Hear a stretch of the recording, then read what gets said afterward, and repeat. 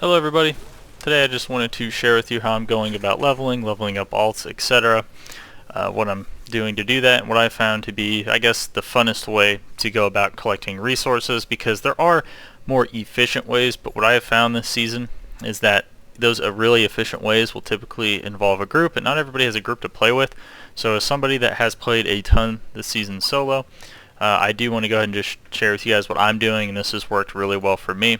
So the first thing, the primary thing I'm doing is vaults. Now vaults kind of sucked early on, but they were changed, so now you don't have to use your pearls of power to summon Uber Malphus, and on top of that they changed it to where now you can exchange 1 for 10 instead of 1 for 3, right? So you can get access to a ton more charges, so it's a lot easier now to be able to get the end rewards at the end chest. You don't have to spend as many pearls. They also buff the end rewards, so you actually can go infinite now. If you don't spend any more than 4 pearls, then you will be able to get 4 pearls as you run through this, and since you don't need them from Malphus anymore, there's no more of that conflict of interest when it comes to summoning Uber Malphus, right? So I primarily do these vaults, which I'll go through this vault in a second, but in between the vault, anytime these whisper events come up for the constructs, I'll do these, and the reason for this is because these braziers right here are what drop the Uber Malphus stuff. It's called an igneous core.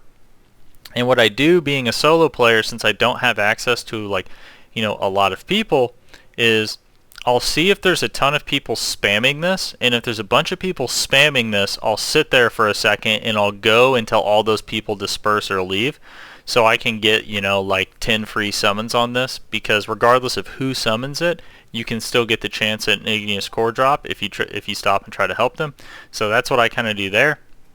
Then after that, once a Helltide pops up, because in order to do Duriel, you are going to need mats for Grigor in order to be able to get into this and summon this guy. Eventually, I just go in, I do one chest. It's 275 now. If you aren't familiar with the Helltide changes, they reduce the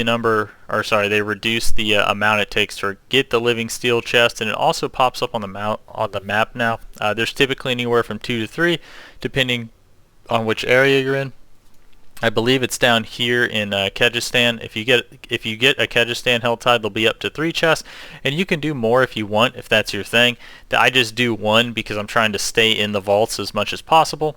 But if there's a bunch of people spamming this brazier, I specifically do that because it gives me access to igneous cores, which is going to give me access to Uber Malphus, so I can get these sweet Uber stones. I finally found one of them.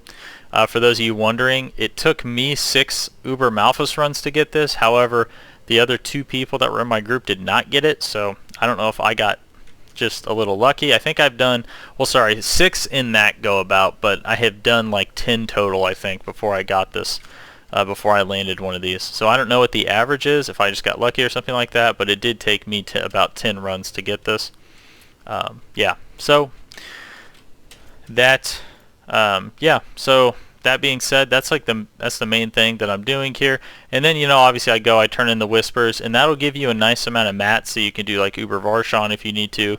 It'll also give you enough stuff so you can do Uber Grigor if you need anything off hip, and make it to where you have a very natural experience, because the vaults will give you Glyph EXP. It gives you really good experience. It gives you the Nightmare Dungeon end reward. I'm pretty sure it gives Nightmare Dungeon experience, maybe a little bit less. And you also just get a ton of stones to level up, because they did nerf how much it takes in order to level up stones, so it's much easier to level these up now. And once you do get to level 100, it's still worth it, because if you don't have your glyphs up to 21, you can get your glyphs up to 21 fast, and it's really easy to just kind of run around everything. Like here, I'll show you here. The other recommendation too is, as much as I hate to say this, you definitely want to try to play the strongest build you enjoy, I think, now going forward. And the reason for that is because, if you care a whole lot about like efficiency, I think that should be the case. And the reason why is because it'll get you into tier 90s, which will then get you into which will then net you 925 gear. So I do recommend that. Try to play a decently strong build. Like right here, I am playing Companion Lightning Storm. which, you know, lucky for me, a companion variant is, you know, companion lightning storm is like, I don't know if this is the best build for the druid, but it has to be close. This build's wild. Alright, so bam. Yeah, so that's what I'm playing for the druid, but you know, obviously if you're playing the barb, I think you can play almost anything for the barb. I think all the barb builds are super strong. You can play, I think for the sorcerer, I'm trying to think, maybe meteor, but the thing is meteor is really unique dependent, so maybe Blizzard Sork or something like that. I think Blizzard Sork is the one that doesn't need an insane amount of uniques. You just need to have a good glacial aspect. Firewall's also, I guess, okay, but I don't know if that's going to get into tier 90s. Rogues are doing pretty good with like penetrating shot. Their marksman builds are doing pretty solid. Necromancer and Venomous is still pretty good. Blood Surge is still pretty good. If you want to try it, just to try to get into those higher tiers. But yeah, so anything that can get you up, and you don't have to get necessarily to a tier 90. Like, because even when I was doing like a 65, I was starting to get 925 pieces to drop. So you just want to get somewhere fast into like that 60, I don't know, like 65 to 90 range. Okay, I don't even need to kill all this stuff. I don't even know I'm wasting my time doing this. Just need to kill that middle thing. Alright. Just walk by everything. I'm not really too crazy worried about anything killing me in here. I have pretty immaculate gear on at the moment. Okay. Honestly, I don't even think I care if I get hit by anything. So I go 40 charges as well. So I do 4 because that's what you're going to get from completing one of these. But you don't have to go 4 if you don't want to. Oh. Alright. My gosh. There we go. There we go. Yeah, and you'll see, you know, like I'm in a tier 94 right now, so it's like, you know, 925s all day long. Right. Boom, boom. But yeah, this is what I found to be like the funnest way to go about getting resources too, because just spamming one thing, it just creates like some kind of clunky awkwardness where then you have to like spend all your time doing one thing. If I can like have a way where I just get a little bit of everything at once and I can just do that and have variety, that's what I like to go for. Because I think like right now, I think the meta way to get like the Uber Malphus parts is you're supposed to get like you're supposed to get like a group of 4 people, have 2 people on one brazier, have 2 people on the other, and you just run back and forth while it's on cooldown, right? But it's like, not everybody has 4 people to play with, so like consistently like that.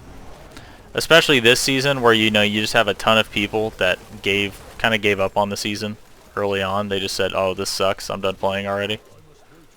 Let's see, is this way? Nope, wrong way.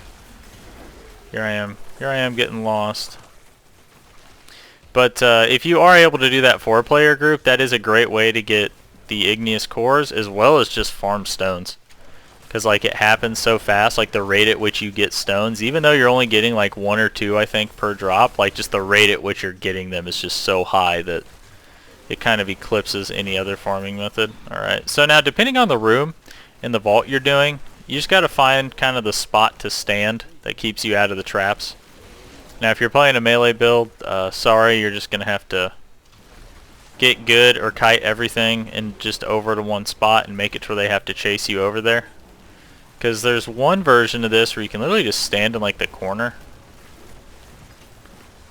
Yeah, yeah, see. Okay. Okay, let's go. Ah! And I think that's it. Yeah, so you'll see here you have this greater radiant chest. Boom.